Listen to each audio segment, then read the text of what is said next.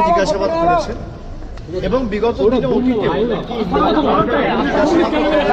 কেসে আমাকে শেষ ডাকা হয়েছিল 2023 সালের নভেম্বরে। আমি তখনও এসেছিলাম, তার আগে সেপ্টেম্বরে ডাকা হয়েছিল, আমি তখনও এসেছিলাম। আমাকে দিল্লিতে দুবার ডাকা হয়েছে, আমি গেছি, আমি সিবিআই এর অফিসে গেছি, সব মিলিয়ে প্রায় 10-12 বার কেন্দ্রীয় তদন্তকারী সংস্থাদের সামনে উপস্থিত হয়েছি।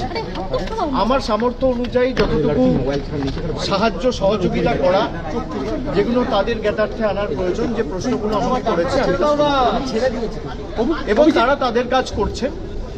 রাজনৈতিক প্রেসার আছে না আছে আমি সেটা যাব না, তার কারণ বিজেপি নিয়ে যত কম বলা যায় তত ভালো।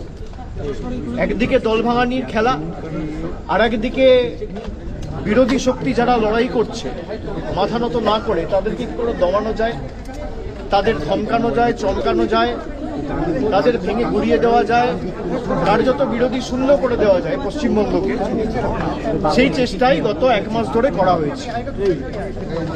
প্রথম দিকে এসআইআর এর নাম করে উপযুক্ত ভোটারদের ভোটার তালিকা থেকে নাম বাদ দেওয়া, কাউন্টিং ভেন্যু থেকে বল প্রয়োগ করে অন্যান্য দলের রাজনৈতিক কাউন্টিং এজেন্টদের বার করে দেওয়া, তারপরে পোস্টপোল ভায়োলেন্সের নামে কি তাণ্ডব লীলা চলেছে আমরা সব জায়গায় দেখেছি। বিরোধীরা যাতে বিরোধী দলনেতার স্বীকৃতি না পায় সেই নিয়ে ষড়যন্ত্র, কনস্পিরেসি, দল ভাঙানো, এমপি ভাঙানো, এমএলএ ভাঙানো, এইসব করে কোনো লাভ নেই। তারা ভেবেছিল যারা এজেন্সির ভয়ে এদিক ওদিক চলে যাচ্ছে মমতা বন্দ্যোপাধ্যায়ের সাথে বা মানুষের স্বার্থকে সামনে রেখে যারা লড়াই করছে, আমরা হয়তো চলে যাব, দমে যাব, মাথা নত করব, আত্মসমর্পণ করব, বিকিয়ে যাব। আমাদের গলা কেটে দিলেও আমরা আত্মসমর্পণ করার লোক না, আমরা লড়াই করার লোক। আমাকে যতবার ডেকেছে আমি বিগত দিনেও এসেছি, আমি আগামী দিনেও আসবো। যে কেস নিয়ে আমাকে ডাকা হয়েছে, এই যে মামলা কেস 4 বছর আগে এসআইআর রেজিস্টার হয়েছে, সিবিআই এনকোয়ারি শুরু করেছে জুন মাসে 2022 সালে। তৎকালীন শিক্ষামন্ত্রী পার্থ চট্টোপাধ্যায় গ্রেপ্তার হয়েছিলেন জুলাই মাসে।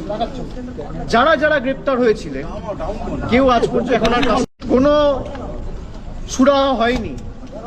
যাদের চাকরি পাওয়ার কথা ছিল আমরা সকলে চেয়েছিলাম প্রক্রিয়া যত তাড়াতাড়ি সম্ভব হয়ে উপযুক্ত ব্যবস্থা নিয়ে মেধাযুক্তদের তালিকায় কোনোভাবে নাম তুলে যথাযোগ্যভাবে এই চাকরির প্রক্রিয়াটা একদম ট্রান্সপারেন্ট ভাবে করা হোক।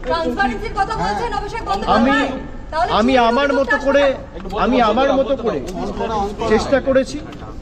যখন যেখানে আমাকে যা প্রশ্ন করেছে আমি তার উত্তর দিয়েছি এবং আগামী দিনেও তারা যদি আমাকে ডাকে, আমার যদি কোনো পূর্ব নির্ধারিত কর্মসূচি না থাকে আমি নিশ্চিতভাবে আগামীকাল